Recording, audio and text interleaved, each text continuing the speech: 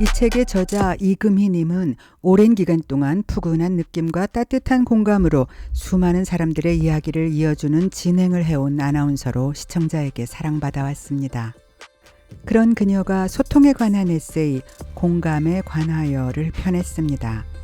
저자의 공감에 관한 이야기에 저 또한 깊이 공감하며 이번 영상에서는 우리가 생각해 보아야 할 진정한 공감의 태도와 서로를 이해할 수 있는 가장 확실한 방법에 대해 생각해 보려 합니다.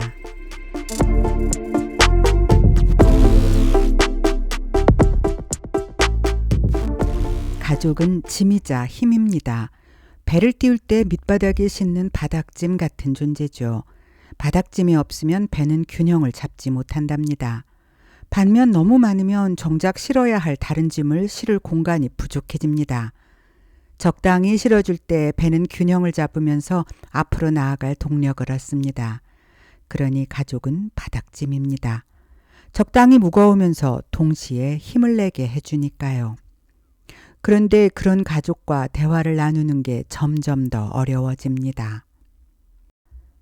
가족 간의 상처와 대화의 어려움, 직장과 사회에서의 문제, 자기 스스로 자꾸 자신감을 잃고 지쳐가는 사람들, 수많은 사람들은 스스로의 내면에서 가장 가깝고 편안해야 할 가족으로부터 그리고 사회의 한 사람으로서 매일매일 소통의 어려움과 상처를 받으며 살아갑니다.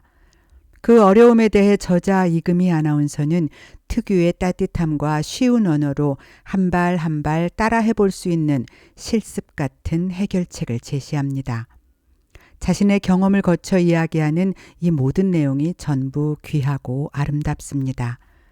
책 전체를 꼭꼭 씹듯이 읽으며 제가 이금희 아나운서의 오랜 팬임을 자랑스러워했습니다.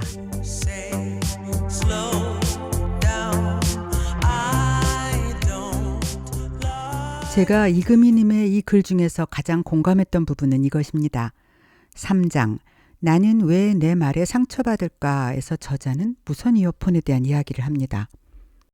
무선 이어폰의 놀라운 특징인 외부 소음을 차단하는 소음 차단 기능과 유선 이어폰의 어쩔 수 없는 한계인 연결이라는 특징.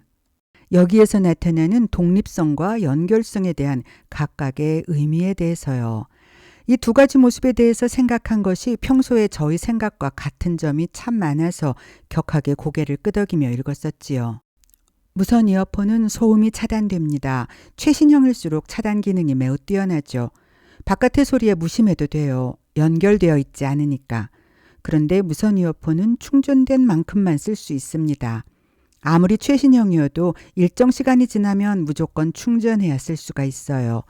쉽게 지치고 자주 마음 다치고 툭하면 상처받는 요즘 젊은이들과 비슷합니다. 충전이 필요하고 힐링이 필요하고 내 마음을 보호할 무엇이 있어야 하니까요. 무선 이어폰은 한쪽을 잃어버리기 쉽습니다. 그렇게 어딘가에 떨어진 한쪽은 찾기가 어렵습니다. 독립해 연결되지 않은 삶을 살아가는 요즘의 젊은이들은 길을 잃거나 방황하기가 쉽습니다. 단단하고 끈끈한 연결감이 없어서 스스로가 바람에 나부끼는 개업한 가게 앞 풍선처럼 느껴지죠. 그러면서 저자는 이런 고민을 합니다. 무선 이어폰처럼 최신 기능을 자랑하지만 쉽게 방전되고 자주 충전해야 하며 한쪽을 잃는 경우가 많은 2030, 어떻게 해야 연결감과 연대의식을 느낄 수가 있을지요. 저자의 이 문장은 제가 평소에 깊이 생각했던 것과 참 많이 맞닿아 있습니다. 카페에 가보면 테이블마다 노트북을 올려놓고 뭔가에 몰두해 있는 청년들을 흔히 봅니다. 그러면서 제가 했던 생각은 충분히 충전된 전자기기는 어디든 가지고 다닐 수 있는 편리한 이동성을 가지지만 사람들은 결국은 콘센트 옆자리를 차지하고 자신의 어댑터를 연결해서 노트북을 연속적으로 충전시키며 일이나 공부를 한다는 것입니다. 배터리의 용량에 한계가 있기 때문에 일정 시간 이후 배터리가 소진되어 버리면 중요한 작업을 하던 중에 낭패를 볼 수도 있겠지요. 그래서 마음 놓고 작업을 하기 위해서라면 콘센트 옆자리가 필수일 것입니다. 그런데요, 생각해보면 이상하지 않나요? 그들 모두가 밖에서 반드시 그 일을 해야 하는 상황인 것일까요? 비공식적이긴 하지만 제가 조사해 본 바에 따르면 카페 이용자 중 집이나 사무실에서 처리할 수 없고 외부에서 반드시 처리해야 할 긴급한 이유를 가진 사람은 10에서 20% 내외라고 합니다. 나머지는 순수한 외부 긴급성이라기보다는 심리적, 환경적 이유라고 할 수 있겠지요. 자신의 주거지에서 유선으로 확고하게 연결된 것을 거부하고 무선을 선택하는 사람들이 굳이 다시 연결을 찾아 모여드는 곳이 낯선 사람들로 주변이 적당히 소란스러운 카페라는 것. 저는 이것을 개방성 속의 고립을 선택한 청년들의 마음이라고 해석해 보았습니다. 그리고 이것은 저자 이금희 님이 생각한 기성세대가 그들 청년 세대들에게 해주어야 할 배려인 적당한 연결과 관심이라는 말과 통하는 것이 될 수도 있겠구나 하는 생각이 들었습니다.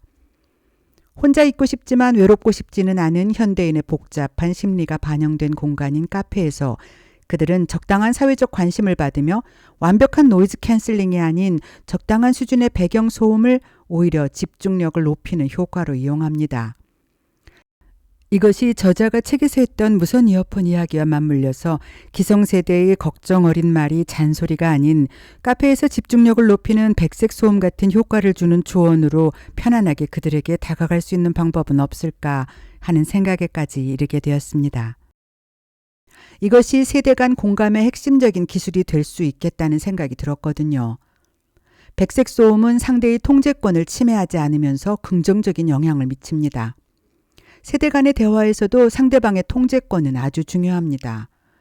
통제권을, 자기 삶의 주도권을 부모나 선배, 기성세대 중 누군가에게 빼앗겼다고 생각하게 되면 아무리 좋은 이야기라 해도 그게 의미 있는 말로 좋게 들리지는 않을 테니까요. 이런 것에 관한 이야기가 저자의 책에서도 여러 에피소드로 나옵니다. 정신 차리고 빨리 뭔가 결과를 내야 한다거나 어쨌거나 내 나이엔 빨리 결혼할 생각을 해야 한다는 이야기는 결과를 정해놓고 그 결정의 주도권을 상대방 본인에게 두는 것이 아니라 잔소리하는 사람의 생각에 두는 것입니다. 그리고 저자는 이런 상황에서 어떻게 하면 현명한 어른으로 이런 상황을 잘 이끌어줄 수 있을지를 고민하고 다른 한편으로는 그런 불편한 상황에 처했을 때 후배 혹은 젊은 사람의 입장으로 어떻게 대응하는 것이 정중하면서도 자신의 생각을 잘 전달할 수 있는 방법이 될지에 대해 차근차근 조언하고 있습니다. 읽기에 편하도록 여러 사례를 들어 에피소드 위주로 이야기를 이어나간 저자의 글은 문장 사이, 단락 사이 참 따뜻하고 공감 가는 말투와 지혜가 담겨 있어서 쉽게 읽히면서도 오래 생각할 수 있는 이야기가 될 것이라는 생각을 했습니다. 그리고 저자의 이야기를 제 생각으로 다시 정리해보면 결국 잔소리와 백색 소음 조언의 차이점은 대화의 초점이 어떤 방향을 향하는가에 있다는 것이었습니다. 저자의 생각과 저의 생각이 만나면서 저는 좋은 공감을 위한 대화란 이런 것이라는 결론을 내리게 되었습니다. 그 첫 번째는 단순한 결과가 아닌 과정과 성장에 초점을 맞추는 대화입니다.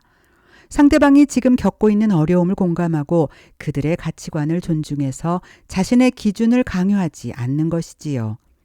결과를 체근하거나 몰아대지 않고 현재의 심정을 공유할 수 있도록 상대방의 기준을 존중해 주는 것이 필요합니다. 두 번째는 무조건적인 지시가 아닌 상대방이 필요로 하는 정보와 선택지를 제공하는 것이 좋은 공감의 태도입니다. 정답을 강요하는 것이 아니라 인생의 선배로서 다양한 선택지와 정보를 함께 살펴보고 스스로 고민하도록 한다면 대화의 양측 모두 발전적이고 편안한 대화를 할 수 있을 것입니다. 그리고 마지막으로 어쩌면 가장 중요할 수 있는 것인데 수시로 튀어나오는 라떼는 대화를 사려 깊은 질문으로 바꾸는 것입니다. 나의 경험을 공유하되 상대방이 현존하는 지금의 상황으로 그것을 무턱대고 끌어들이려고 하지 않고 오히려 지금의 상황에서는 어떤 것들이 있는지 물어보는 태도이지요. 이것은 노이즈 캔슬링의 주변 소리 듣기 모드와 같은 효과를 냅니다. 이렇게 공유하고 역질문하면서 새로운 정보에 열려있는 태도를 보여주는 것은 젊은 세대에게 그들의 전문성이 인정받는다는 느낌을 갖게 하면서 동시에 이야기해봤자 소용없는 그런 어른이 아니라 진정으로 대화가 통하는 배려받는 존재로서 서로를 이해하게 해주는 기초가 됩니다. 결론적으로 백색 소음 조언은 내가 너의 삶을 통제하려는 것이 아니야. 단지 내가 필요할 때 너의 선택과 결정에 도움을 줄 수 있는 존재로 옆에 든든하게 있어주겠다는 거야. 라는 의미가 됩니다. 그리고 이것이야말로 서로의 존중과 신뢰를 기반으로 하는 공감의 태도일 것입니다.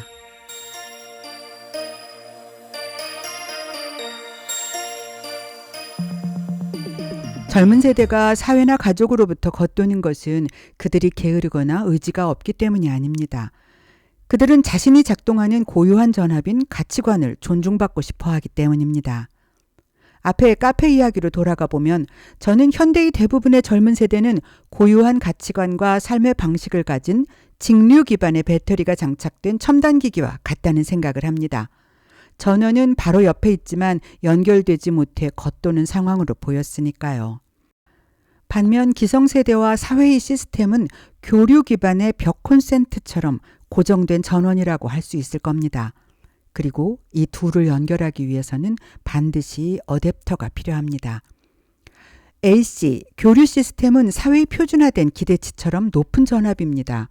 높고 획일적인 저기 저편에 있는 목표에 대해 지속적으로 각인시키고 독촉하지요. 그러나 220V처럼 일률적이기만 한 이런 과부하 가치관은 사람을 번아웃 시켜버리는 위험한 것이 되기도 합니다.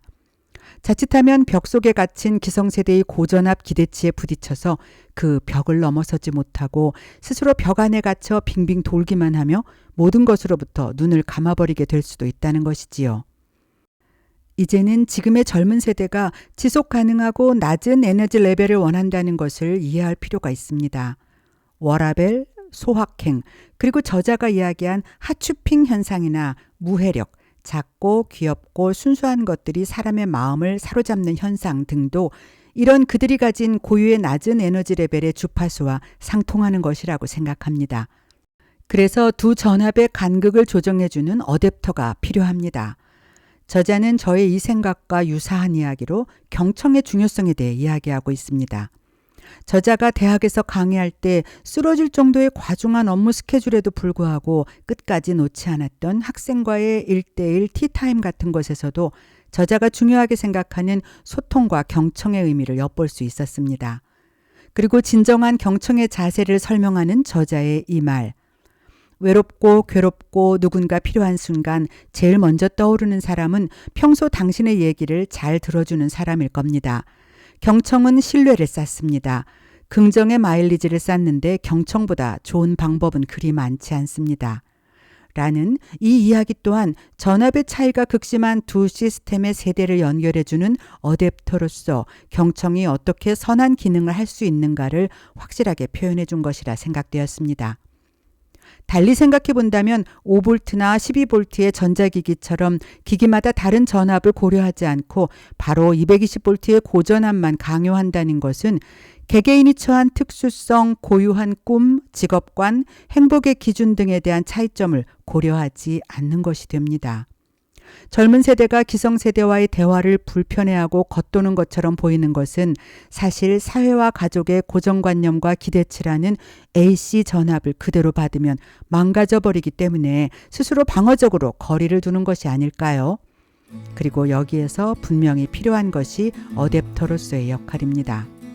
공감과 소통, 그 길은 경청과 헤아림이 선행되어야 가능한 것입니다. 결혼은 때가 있어 누구나 꼭 결혼은 해야지 라는 정격화된 220V의 기대치를 현재 기기 상태인 5V로 하향하는 것. 내가 결혼을 해서 좋은 가정을 꾸렸으면 참 좋겠지만 너의 생각을 인정하고 너만의 속도를 응원해 라는 받아들일 수 있는 낮은 압력으로 변환하는 것은 그래서 훌륭한 공감을 이루어내는 꼭 필요한 모습이 될 것이라 생각합니다. AC 높은 기대치를 DC의 지속 가능한 에너지로 변환해 주는 것. 그럴 때 비로소 젊은 세대는 가족과 사회라는 전원으로부터 에너지를 공급받고 다시 연결될 수 있을 것입니다.